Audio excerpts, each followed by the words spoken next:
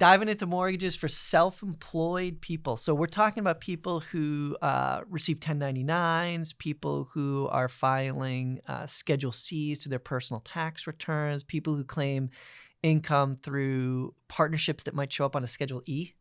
Yep, on the personal return, yeah. Yep, yeah. all those things. I'll even, you've got a corporation 1120S, which will have a K1 that channels to your personal return. 1120 C-Corp, let's say that, you are an owner or you own this corporation, but you're a W-2'd employee. There's always this thing about people feel if they're a W-2'd employee of this corporation where they own 25% or more of the share of that company, they're considered by definition self-employed. Even with the W-2. That's right. Yeah. Even with the W-2, over 25%, you're considered self-employed, which just means figuring out your debt-to-income ratio.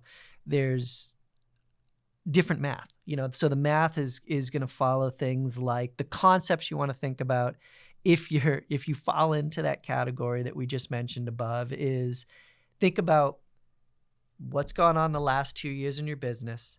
What have you ended up claiming for tax purposes for your net profit? Nice thing is you can add back things like depreciation. So with your loan officer, you want to have ready your last 2 years' tax returns. You're going to want to have a current year-to-date P&L, and the loan officer is going to run some equations on that to figure out what's going to go into the denominator of your debt-to-income ratio to figure out your qualification. Again, adding back things like depreciation.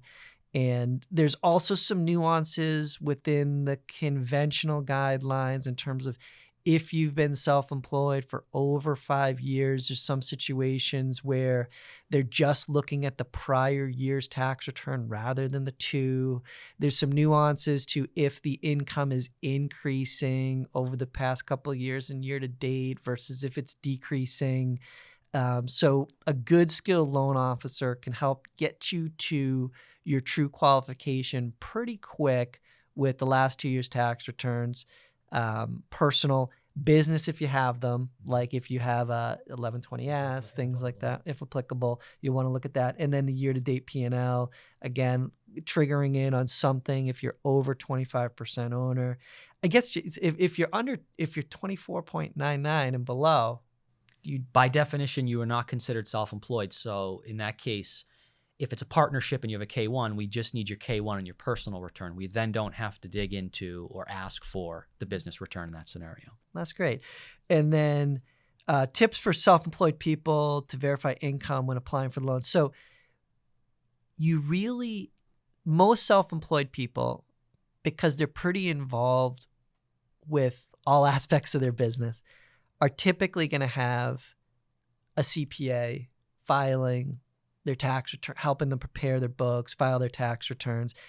I think it's in clients, in my experience, if you have a good CPA that you have a good relationship with so that we can get some verifications from them through the mortgage process, it's going to make your life a lot easier. So I think a lot of people, if I had the chance to talk to them as they're starting their business, I would say it's for a lot of reasons, especially in the world we work in, it's important to have a good CPA, understanding your business, helping with your business along the way. Whereas once in a while we'll come across a self-employed person who does their own books, files their own taxes, and when it gets to mortgage time, it just is a percentage tougher because they don't have that CPA with all the things that the CPA brings to the table.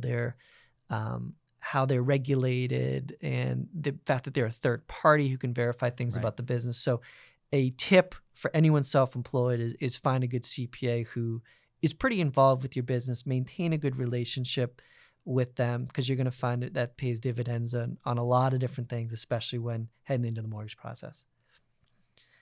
There you have the tips for self-employed people when getting ready to buy your first home or move up home, things you want to know, and we hope to hear from you.